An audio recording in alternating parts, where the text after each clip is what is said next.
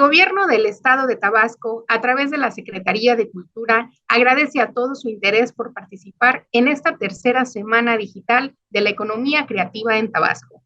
Desde 2021, que fue declarado el Año Internacional de la Economía Creativa para el Desarrollo Sostenible por la UNESCO, la Secretaría de Cultura de Tabasco tuvo la iniciativa de generar una serie de eventos durante la primera edición de la Semana Digital de Economía Creativa en Tabasco, contando con la participación de expositores internacionales, nacionales y estatales para impulsar la conversación sobre la importancia e impacto de la economía creativa en el desarrollo económico y social del estado de Tabasco y la región. Y en esta tercera edición, que se lleva a cabo del 4 al 8 de septiembre, se plantearán las necesidades de la industria creativa y cultural, así como de los artistas emergentes del estado, generando vínculos entre actores internacionales, nacionales y estatales, para intercambiar información, mejores prácticas, servicios, apoyos y oportunidades de emprendimiento enfocado al fomento de los talentos, las ideas y la creatividad. El día de hoy contamos con la participación del doctor Alberto López Cuenca con la interesante conferencia Más allá de los derechos de autor. Alberto López Cuenca es doctor en filosofía por la Universidad Autónoma de Madrid. Sus contribuciones han aparecido en publicaciones internacionales como After Art, Art News, Social and Cultural Geography, Critical Arts, Revista de Occidente o Animal Político. Ha coeditado los libros Propiedad Intelectual, Nuevas Tecnologías y Libre Acceso a la Cultura en 2008.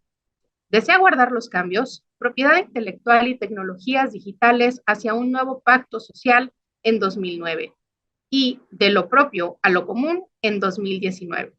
Todos ellos sobre derechos de autor, nuevas tecnologías y políticas culturales. Su último libro, publicado por el Centro de Cultura Digital en Ciudad de México, lleva por título Los comunes digitales, nuevas ecologías del trabajo artístico. Es integrante del Consejo Académico y Editorial de Sobre, Prácticas Artísticas y Políticas de la Edición, de la Universidad de Granada, del Anuario de Historia del Arte, de la Universidad Autónoma de Madrid, de Aistesis, Revista Chilena de Investigaciones Estéticas, de la Pontificia Universidad Católica de Chile y de Los Clastos, Investigación y Crítica Cultural, una colaboración con el portal Lado B. Es miembro del Grupo de Investigación Interinstitucional de Visiones, Discursos, Genealogías y Prácticas en la Creación Visual Contemporánea, y profesor investigador en la Facultad de Filosofía y Letras de la Benemérita Universidad Autónoma de Puebla. Doctor Alberto López Cuenca, bienvenido, es un gusto que esté aquí con nosotros. Le cedo la palabra. Ana Marcela, muchísimas gracias por la presentación y por la bienvenida. El gusto en realidad es mío, es un placer pues haber podido aceptar la invitación para acompañarles en esta tercera semana digital de la economía creativa que desarrollan en Tabasco. Agradezco también a las compañeras del Centro de Cultura Digital en Ciudad de México por haber intermediado para que yo pueda estar hoy aquí con ustedes. Me gustaría llevar a cabo una presentación, una reflexión en torno, como bien decía, señalar un horizonte que nos lleve a pensar la cultura y su función social y las propias formas también de gestión, ¿no?, de la cultura y de autoorganización de la cultura desde formas eminentemente ciudadanas, pero pensándolo más allá del derecho de autor, ¿sí? Voy a intentar como plantear qué campo, digamos, de acción abre el derecho de autor y cómo podemos entender que eso que denominamos economía no solo responde a una lógica que es la que solemos dar por supuesto, como la economía de mercado, es decir, básicamente una economía que orbita en torno a la producción de réditos, de capital, ¿no?, de beneficios económicos, ni una economía de Estado, es decir, una economía que velaría por prestar servicio a los ciudadanos, sino que hay otras maneras, una tercera manera al menos, una manera que además ha estado muy en circulación en los últimos años, ¿verdad?, el término de algo así como una economía moral o una economía social. ¿no? Cuya función en realidad no es tanto generar capital, ¿no? O velar por los intereses ciudadanos, sino dar lugar al cuidado, al desarrollo, ¿no? Al bienestar, a otras formas también de atención y de pedagogías críticas.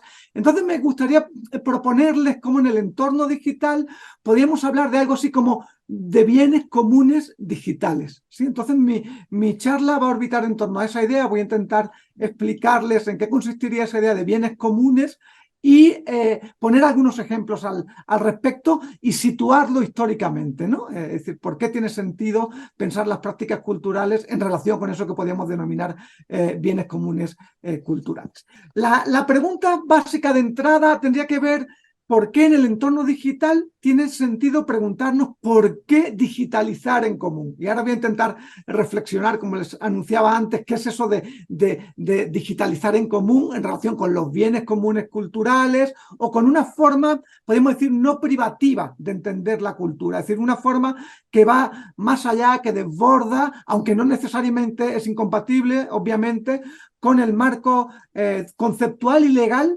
que abre la noción de derechos de autor. Pasamos a la siguiente, por favor.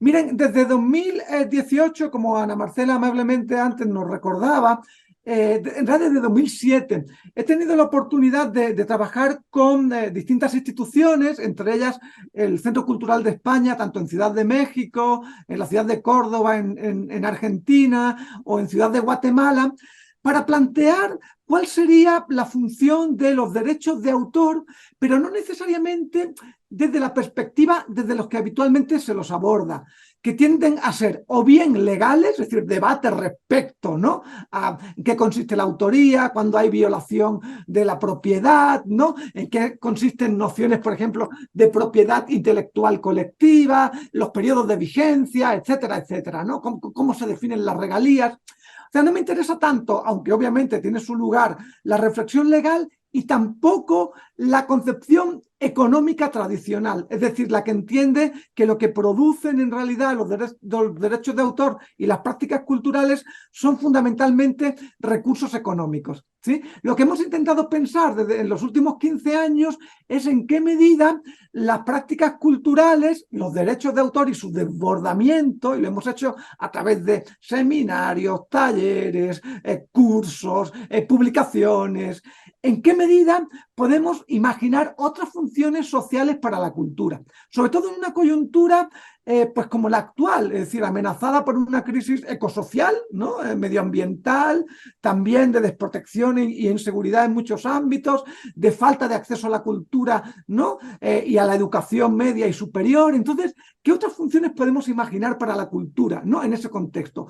En la medida que también, digamos, que refuercen, que articulen, que sirvan para tejer modos de densificar lo que podemos llamar un ecosistema cultural.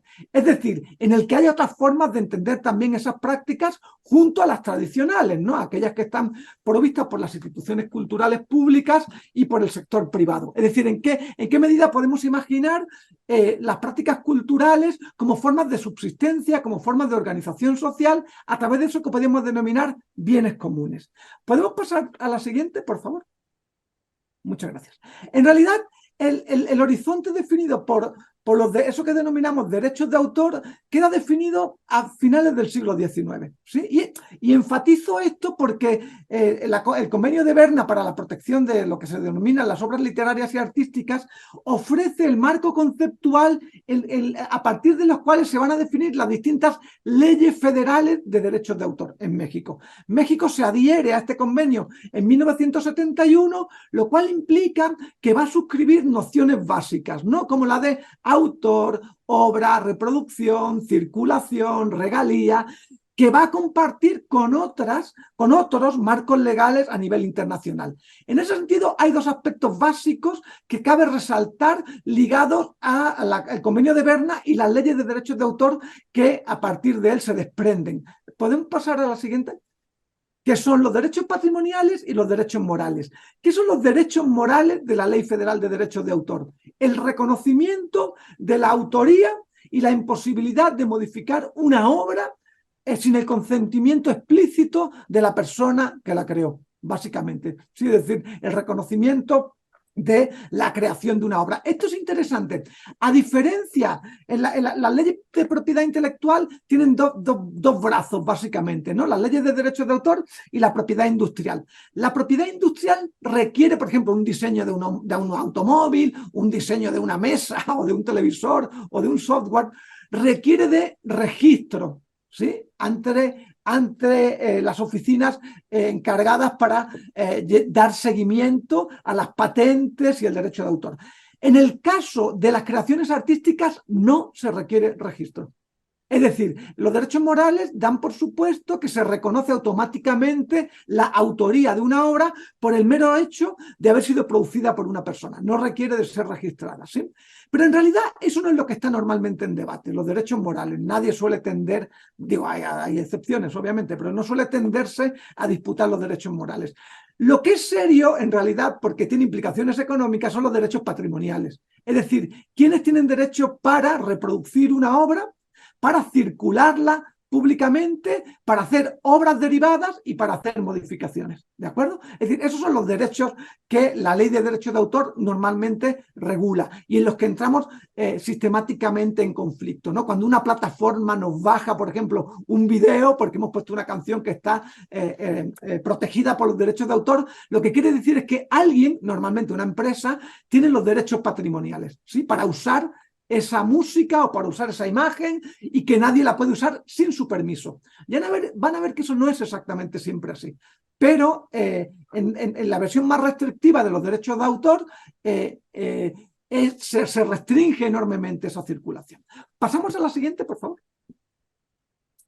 En México, las leyes de derechos de autor, la primera articulación explícita es de 1947, y les pongo esa fecha para que reparen en algo.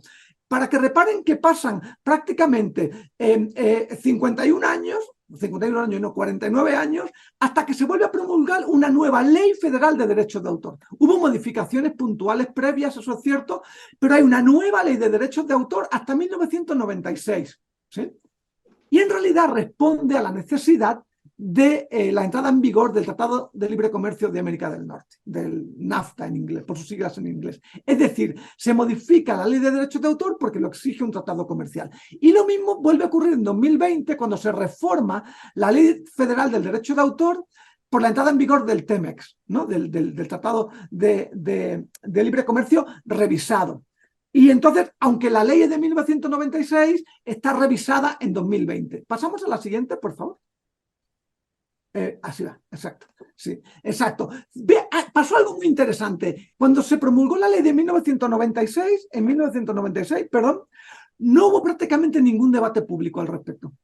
Se entendía que en realidad la ley de derechos de autor afectaba a creadores, a compositores musicales, a escritores, a artistas visuales quizá. En realidad los dos grandes ámbitos donde impacta, porque es donde más recursos económicos se mueven obviamente, es la industria musical y la industria cinematográfica, ¿sí?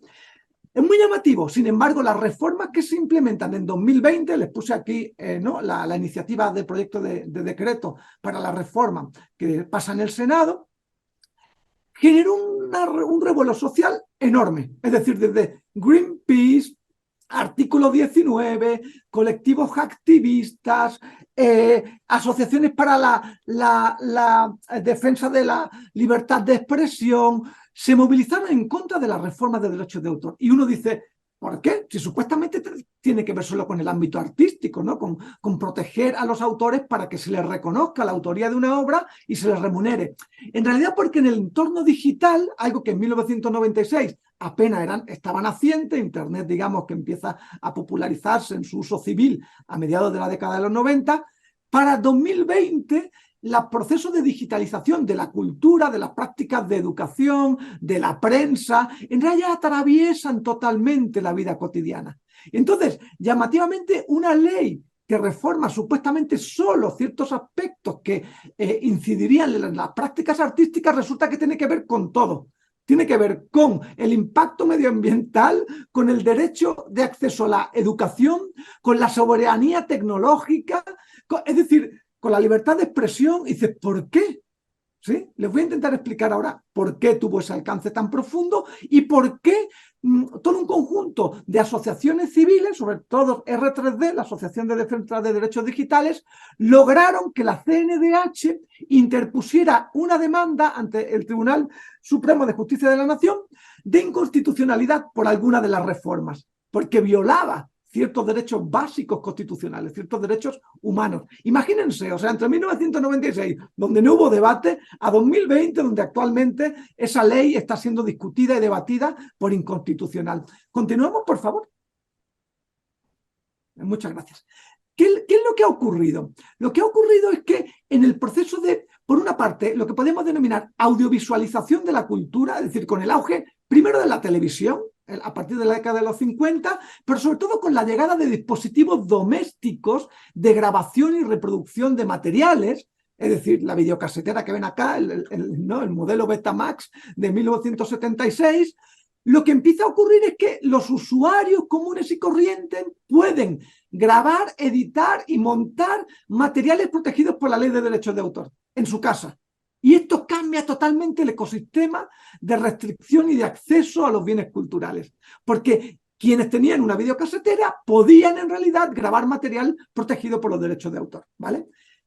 Les comento esto porque en realidad fue un caso muy sonado, que se resuelve, tarda prácticamente 9 años en ser resuelto. En Estados Unidos se plantea una demanda entre Universal Studios, la compañía de cine, y Sony Betamax, porque Universal Studios alega que Sony Betamax está copiando, o permite más bien que el Betamax copie material protegido por la Ley de Derechos de Autor. Yo qué sé, la teleserie Colombo, que era muy popular en la década de los 70, ¿no? Y entonces lo que Universal Studios dice es que está violando los derechos de autor, porque si ellos no le dan permiso, un usuario, el dueño del Betamax, no debería poder estar copiando eso. Bueno, la Suprema Corte de Justicia de Estados Unidos resolvió en 1984 que en realidad no violaba los derechos de autor, porque el Betamax se podía usar para muchas cosas y no solo para copiar material protegido por derechos de autor. Bueno, les pongo este ejemplo porque en realidad, conforme han pasado los años, esa situación, como bien saben todos ustedes, se ha magnificado. Es decir, en el entorno digital de los últimos 25 o 30 años, lo que ha ocurrido es que es enormemente fácil copiar, distribuir, editar, modificar, hacer un meme, hacer montajes de canciones, editar fotografías protegidas por derechos de autor y circularlos. ¿Por qué es esto? ¿Le pasamos a la siguiente, por favor? Porque los bienes digitales, a diferencia de los bienes analógicos, es decir, un bien analógico, ¿sí? No sé, es un bien que en realidad, si yo tengo una copia de un libro, por ejemplo, no, yo tengo una escultura o una pintura, si yo la tengo, Ana Marcela no la puede tener, es decir, la poseo yo. Pero los bienes digitales modifican lo que podríamos denominar una ontología de la cultura digital, ¿sí? ¿En qué modifican la ontología? Es decir, la forma de existencia de la cultura. Una, que los bienes digitales son bastante baratos de producir y de editar, ¿sí? Es decir, se pueden, no, los videos, los memes, las canciones, ya no necesitan grandes infraestructuras de producción, ¿sí? No se desgastan. Es decir, cuando antes teníamos solo una copia de un libro o de un CD, si se rayaba, si rayábamos las páginas, se degradaba. Ahora resulta que no. Aunque una copia digital es cierto que puede sufrir imperfectos, glitches, errores, podemos hacer copias en realidad. Sí, su grado de degradación es menor. No rivalizan, esto es sumamente importante, lo que les decía antes, es decir, que si yo tengo una copia de una canción o de un libro en PDF, la puedo tener yo y la puedes tener tú. No hay principio de exclusividad, vamos a decir así. Y esto es muy paradójico. Antes, si yo tenía por ejemplo, si yo tengo una obra de, no sé, de Picasso o de Frida Kahlo, si yo tengo esa obra, como solo hay una, en realidad, cuanto menos circule, más valor tiene, paradójicamente, ¿sí? En la cultura digital, en los medios digitales, como todos ustedes bien saben por la figura de los influencers o los youtubers, cuanto más circule la información, más valor adquieren, paradójicamente. Entonces, lo que estoy intentando señalarles es que cambia las condiciones de esa ecología digital en la cual las prácticas culturales se van a insertar, ¿vale? Entonces, eso nos va a obligar a preguntarnos específicamente qué tan efectiva es la ley de derechos de autor aquí o qué tan restrictiva es. ¿Favorece o bloquea en realidad otras posibilidades de creación, de autogestión, tanto económicas en la economía de mercado, como en su función social. Es decir, hay otras funciones para la cultura, más allá de sus funciones económicas. Continuamos, por favor. Esto es muy importante. En realidad, no podemos perder de vista que el auge de Internet a mediados de los 90 se da con eso que se ha dado en denominar economía de libre mercado neoliberal, es decir, la liberalización y la globalización de la economía. Eso está ligado con todo un conjunto de instituciones, de marcos legales y de regularizaciones del mercado. Es decir, la ronda de Uruguay del 94 va a aplicar y le va a dar una enorme fuerza a lo que se llaman TRIPS, ¿no? Como que son el término en inglés se traduciría como algo así como las condiciones de regulación, ¿no? En las lógicas de intercambio de bienes, sobre todo informacionales. Esto es muy importante, porque pensamos que los tratados de libre comercio lo que regulan habitualmente son, yo qué sé, el maíz, el petróleo, los automóviles, las computadoras.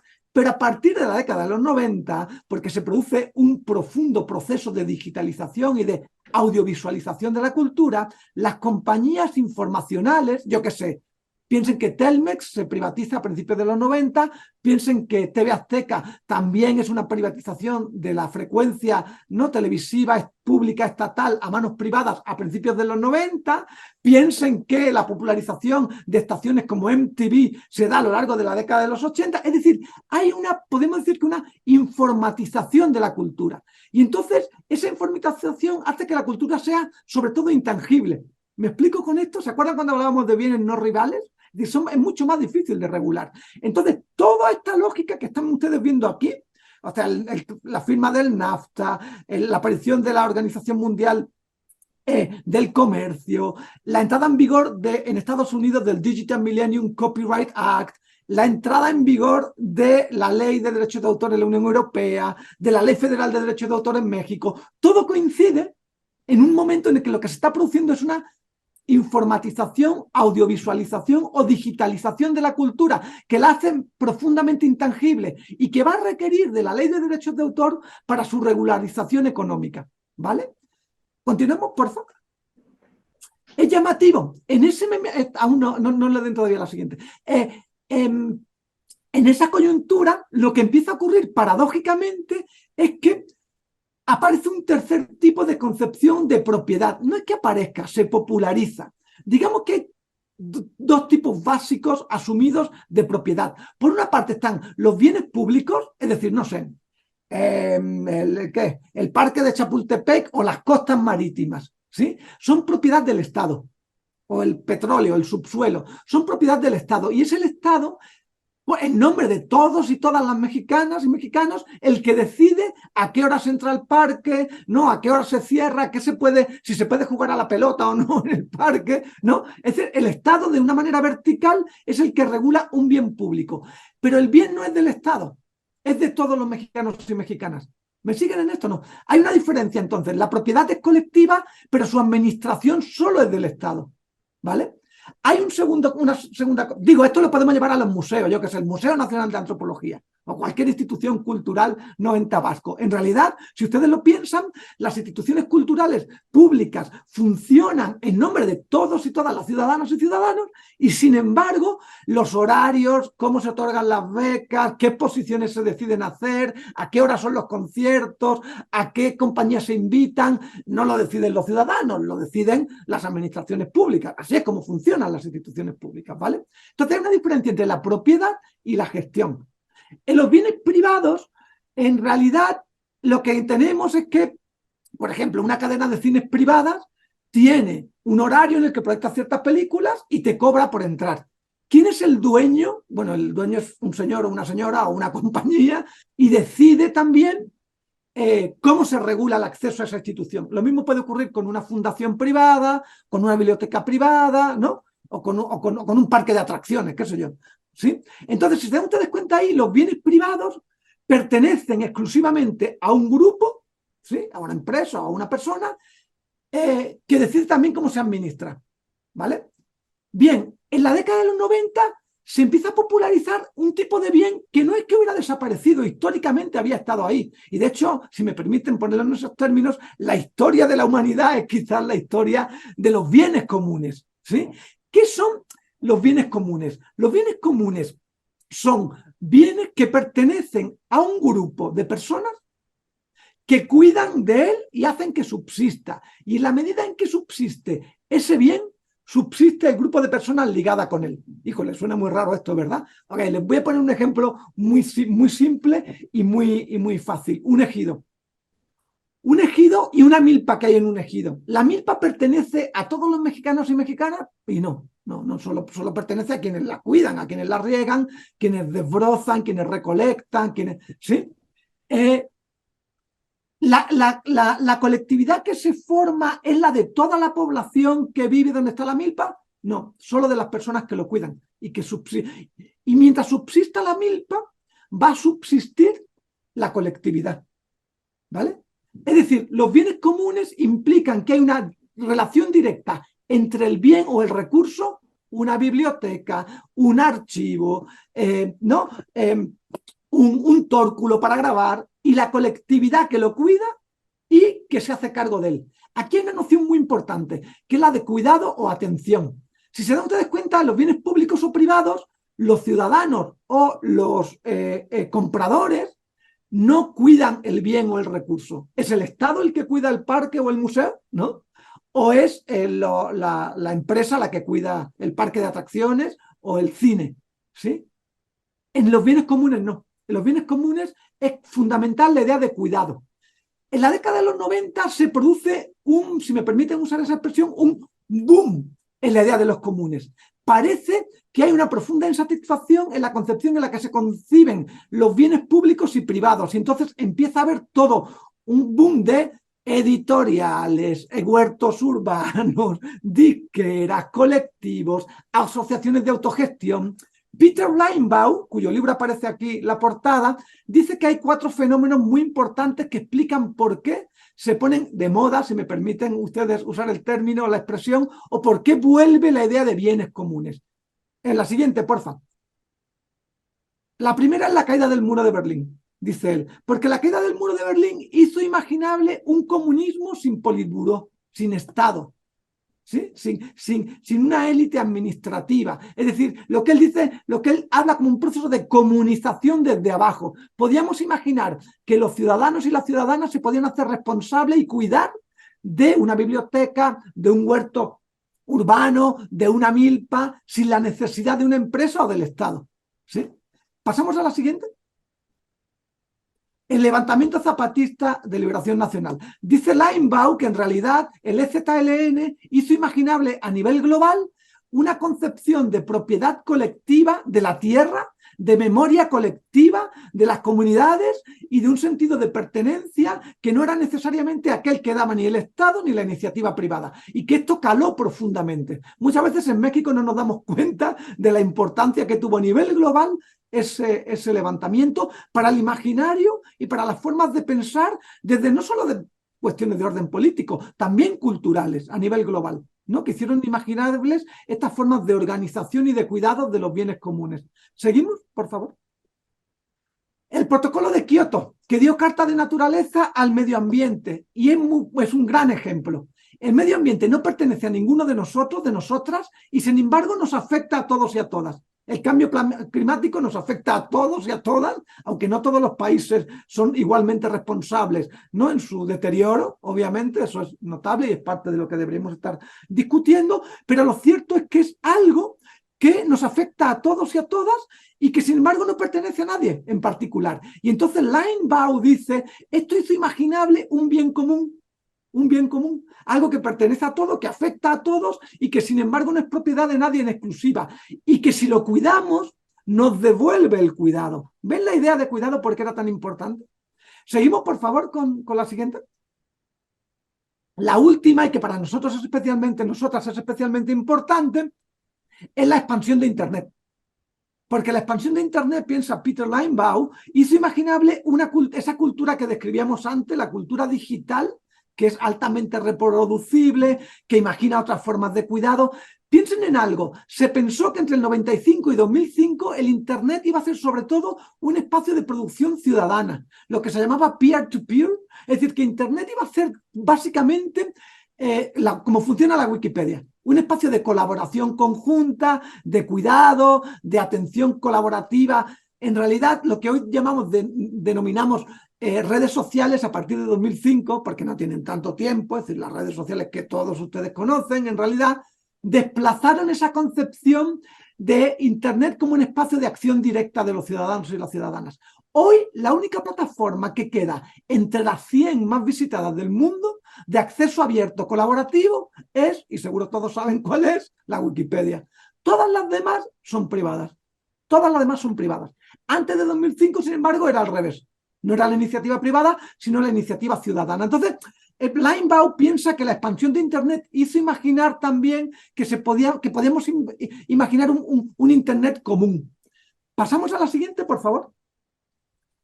La teórica que gana el premio Nobel de Exequo, el premio Nobel de Economía, Eleanor Armstrong, tiene un libro muy influyente, también muy criticado por Gustavo Esteva, por ejemplo, recientemente fallecido, pero un libro donde ella gana el Nobel teorizando, rastreando cómo funciona la idea de comunes globalmente. Es un recurso finito, tiene una comunidad ligada a ese recurso y una forma de organizarse. Piensen en un centro cultural, en una biblioteca, en un archivo, en una escuela de artes. Piensen que no la administra la iniciativa privada, sino pública, y que eso implica que puede organizarse ese bien de una manera distinta. O sea, lo que estoy intentando decir es que los 90 fue una eclosión fortísima de la idea de bienes comunes y desató la imaginación no solo política, sino cultural. ¿Continuamos, por favor? Gracias. Es decir, como dice Peter Linebaugh, los comunes no hacen referencia ni solo a los recursos ni solo a las personas, sino a una mezcla entre ambos. Esto es muy interesante. Es decir, no es un recurso y no es algo que tenga que ver con cómo es administrado, sino que mientras exista el recurso, mientras exista el medio ambiente, existiremos nosotros y nosotras. Si no hay medio ambiente, no existimos. Entonces, la idea de bien común implica la idea de cuidado, de atención, de permanencia. Continuemos, por favor. Vale. El último proyecto que hicimos con el Centro de Cultura Digital en Ciudad de México, que se publicó el libro el año pasado, aquí tienen el QR y pueden acceder a él, tenía que ver precisamente con cómo imaginar todo un conjunto muy heterogéneo de ámbitos, de prácticas culturales, donde operaba la idea de común, donde el bien era compartido colectivamente y en el centro estaba la producción de una colectividad, ¿vale? Lo llamamos, más allá del derecho de autor, otros términos para debatir la propiedad intelectual. En este QR, si le acceden con un lector de QR, les lleva a la publicación que es de libre acceso. Ahora vamos a hablar de eso. Pasamos a la siguiente, por favor. El ciclo de charlas y el libro tenía 4 grandes rubros, para que vean por qué el alcance de la idea de propiedad intelectual es tan amplio. El primero, los saberes originarios, es decir, el de los pueblos originarios. Y ahí hablábamos de propiedad colectiva, de qué tenía que ver la idea de saber colectivo con el territorio, cómo se accede y protegen esos bienes colectivos. A veces se hablan como de los huipiles, por ejemplo, de los conocimientos medicinales. Bueno, eso no son solo conocimientos o técnicas textiles, están ligados al territorio, a rituales, a memoria, a colectividad, ¿sí? Hacen colectividad. El conocimiento abierto académico, que es muy importante, les voy a hablar de eso en unos minutos. Luego, la autoedición y las reescrituras digitales, otra manera de pensar la edición y la autogestión editorial. También les voy a hablar de eso en unos minutos, si me da tiempo, espero que sí. Y luego de los hacktivismos, de los espacios de programación digital abierta, ¿no? Y de los colectivos que operan desde esos emplazamientos. Si se dan ustedes cuenta, me interesa mucho la idea de que operan como colectivos sociales y como formas de proteger y de cuidar un bien común, ya sean saberes, sean conocimientos académicos, sean ediciones digitales o sean formas de programación. Continuamos, por favor. Le damos a la siguiente. Aquí esto es muy importante. Me gustaría que distinguiéramos entre autoría y propiedad, porque siempre suele haber un gran problema con esto. Pensamos que un autor es siempre propietario de aquello que produce, y no es siempre así. Pensemos, a veces no es siempre así, digamos de una manera automática, y otra, el autor no quiere ser propietario, ¿no? Y entonces, por ejemplo, pensemos que estas frases que yo estoy emitiendo ahora aquí mientras hablo, podemos decir que yo soy el autor de ellas, pero sería una tontería decir que yo soy el propietario de ellas. ¿sí? Es decir, el lenguaje no es de nadie exactamente, y sin embargo sí somos autor de cosas que hacemos con él. Bueno, hasta el siglo XIX la cultura, el imaginario cultural era más bien ese, el de que había gente que producía bienes culturales, pero no eran necesariamente los propietarios. ¿Eran los autores? ¿Se les reconocía su trabajo y se remuneraba por ello? Sí, pero no eran necesariamente los propietarios del objeto. A ver, un ejemplo muy obvio. Prácticamente no hubiera existido la evangelización católica del planeta, del globo o de México, ¿sí? En el siglo XVI y XVII, si hubiéramos pensado que quien había pintado un retablo era el propietario del retablo, porque en realidad el retablo se volvió a imitar en decenas y decenas de iglesias, ¿sí? ¿Se reconocía el autor y se le remuneraba? Y sí. ¿Era el propietario de la obra? No, no era el propietario de la imagen. ¿Me siguen en esto o no? Lo que ocurre es que el siglo XIX, con la ley de derechos de autor, mutó profundamente esta idea de propiedad y de autoría. Y esto genera un gran problema, una gran confusión, a mi juicio. Existen las licencias libres. Las licencias libres son aquellas en las que los autores y autoras deciden que el trabajo que ellos hacen se puede circular, modificar, editar, reproducir e incluir en otras obras. Y dirán ustedes, híjole, pero no ganan dinero con eso. Bueno, se van a sorprender que sí, en realidad sí. Porque si distinguimos entre autoría y propiedad, en realidad, claro que vamos a ser remunerados por nuestro trabajo y lo que nos interesa es que el trabajo circule, ¿sí? Y no lo digo yo, o lo dicen autores ¿no?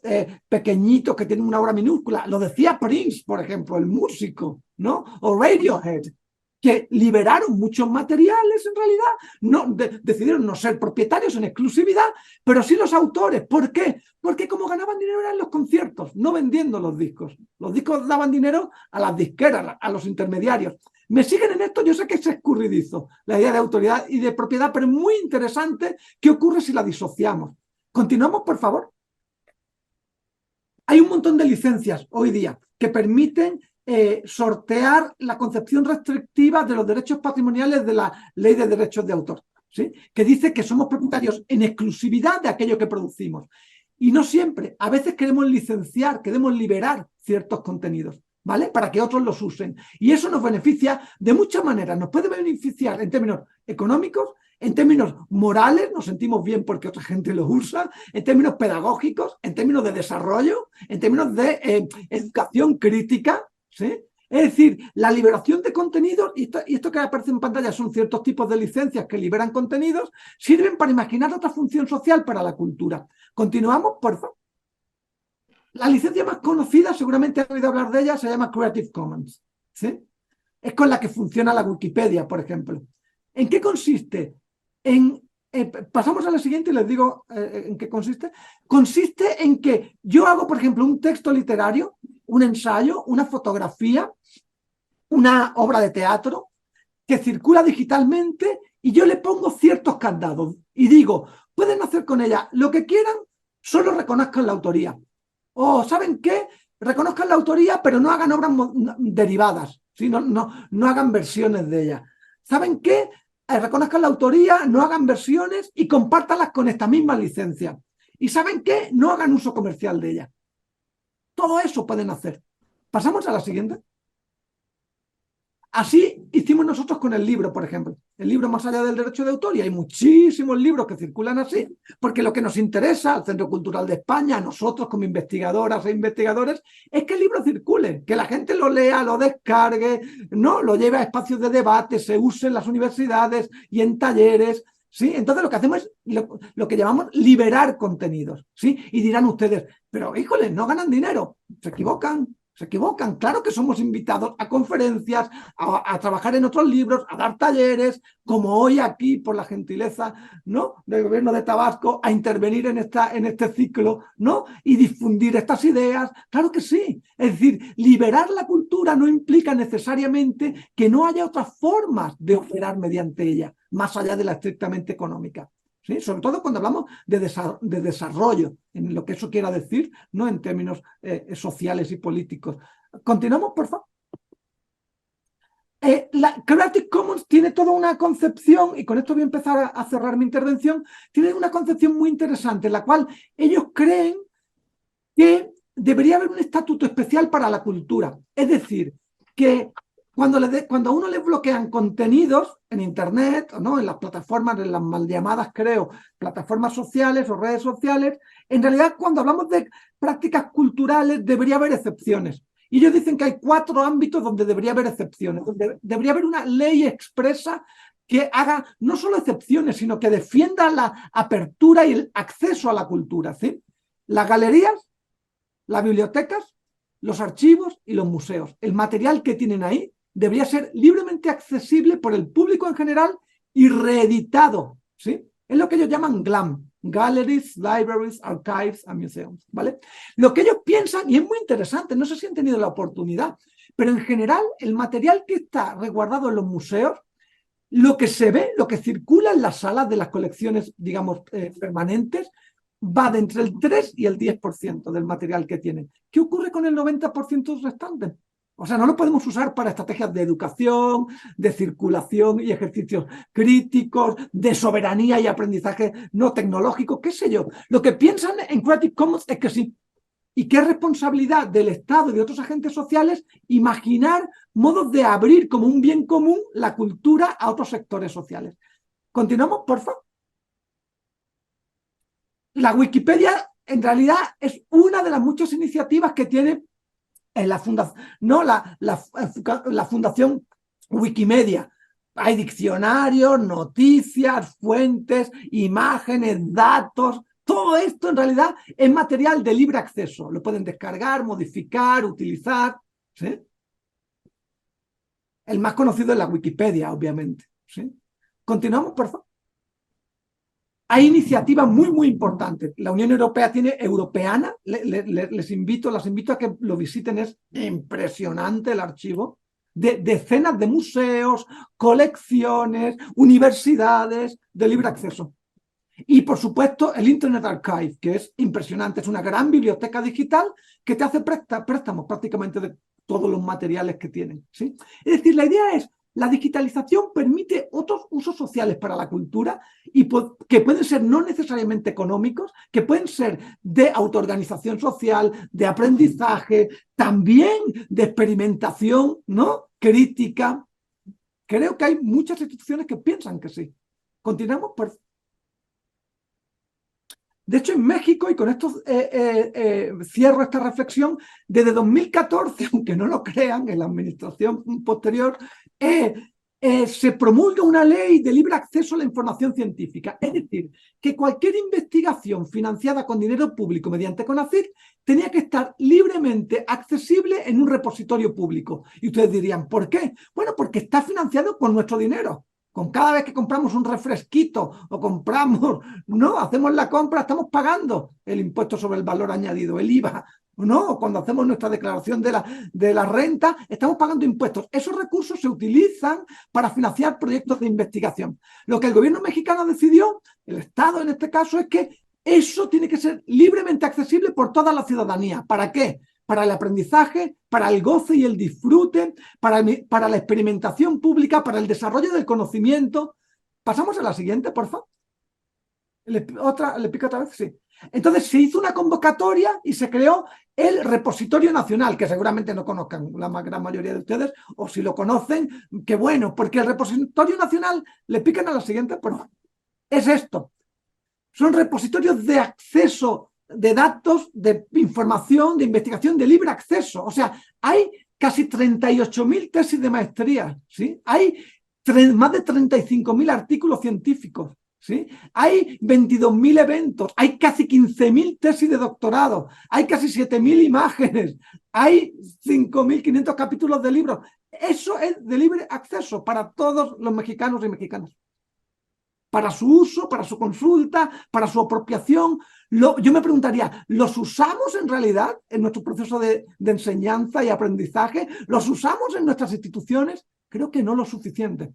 Creo que no lo suficiente. Y si los entendiéramos como un bien común, creo que estaríamos abriendo la posibilidad para otras formas de apropiación, de organización social y de imaginación colectiva para la función social de la cultura, ¿sí?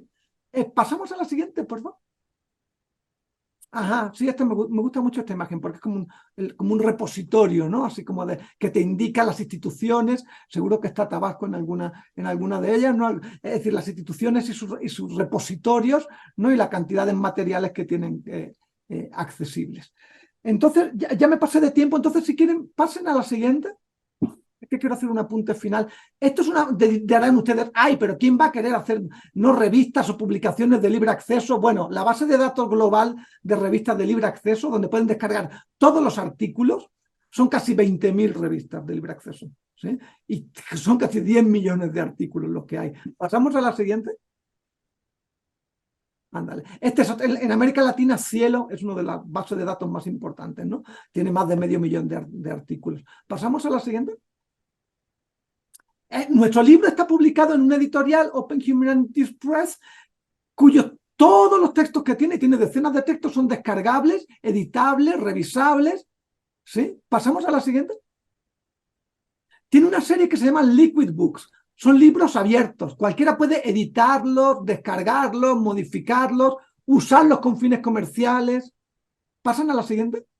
Esta es la colección, ¿no? Aquí hay parte de la colección de lo que han producido, ¿no? Y hay teóricos, académicos, filósofas muy reputados, muy reputados, ¿sí? Es decir, que la idea del libre acceso, de la cultura como un bien común, es muy arraigada, está muy arraigada y debería estar mucho más presente en las políticas culturales de nuestras instituciones, porque amplía el horizonte de participación ciudadana, amplía las estrategias de pedagogía y de apropiación y modificación, ¿sí? De los archivos y reservorios culturales. Y la tarea, en realidad, de las instituciones públicas creo que sigue siendo ampliar el acceso a la cultura, ¿sí? Continuamos, por favor. En México, sobre todo, me gustan, les nombro estos tres porque hay uno en Puebla, uno en México y otro en Chiapas, colectivos hacktivistas, ¿no? Colectivos y asociaciones, ¿no? Que operan mediante la producción y liberación de los bienes culturales, ¿no? Voy muy rápido ya porque quiero cerrar, no quiero abusar en el uso de la palabra. Dos últimos slides y acabo. Me gusta mucho la siguiente, por favor. Esto se los... Porque luego dicen, no, pero los colectivos y asociaciones culturales siempre operan con esta idea del creador individual, genial, único. Les invito a que revisen estas bases. El Arts Collaboratory, el Art Cop, ABA, ¿no? Artistas visuales autoconvocados de Argentina, y Wage, Working Artists and the Greater Economy, donde básicamente hablan de experimentos de colectivización, de uso de la cultura como un bien común, tanto en su función económica y sus formas de subsistencia, como otras muchas estrategias de intervención local, ¿sí? Ahora sí, la siguiente, y con esta reflexión creo que ya se acaba. Me gusta mucho citarles este caso, Traficantes de Sueños, que es una librería y una editorial. Y ustedes dirían, pues claro, pues obviamente los libros que publican ganan dinero porque los libros en realidad los venden y hacen plusvalía con él, ¿no? En realidad no, todos los libros, pasamos a la siguiente, todos los libros son descargables. Ustedes entran a la base de datos, claro, se pueden vender, ¿no? Algunos de ellos. Y de hecho lo puedes comprar, ¿no? En su versión impresa, pero todos los libros de la colección, estamos hablando de varios cientos de libros, son descargables. Y dirán ustedes, pero entonces, ¿cómo ganan dinero si liberan la cultura, si conciben que es un bien común? Pasamos a la siguiente. Hacen talleres,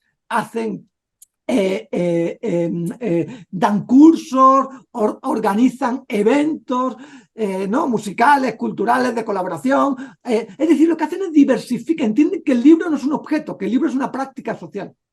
Y que entonces, al diversificarlo, lo que hacen es arquitrabarse con otros colectivos y colectivas, ¿no?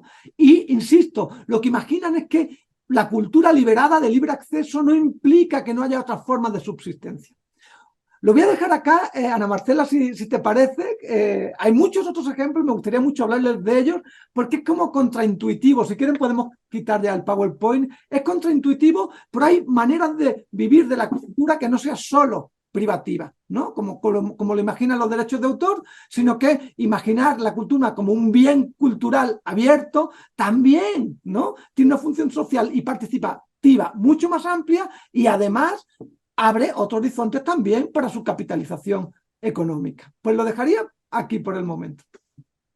Muchísimas gracias, doctor Alberto. Pues muchísimas gracias por llevarnos precisamente más allá de los derechos de autor, ¿no? Creo que es muy importante que todos los que nos están viendo y nos están escuchando, pues sepan de los ecosistemas culturales, que recordemos sobre la ley federal sobre el derecho de autor, saber de estas ecologías digitales que nos platicaba precisamente y pues tener sobre todo estas fuentes de consulta que usted de aquí ya nos hizo el favor de compartirnos, de pues invitarlos a todos a explorar el repositorio nacional para todos los interesados que están en este tema, ¿no? De la propiedad intelectual.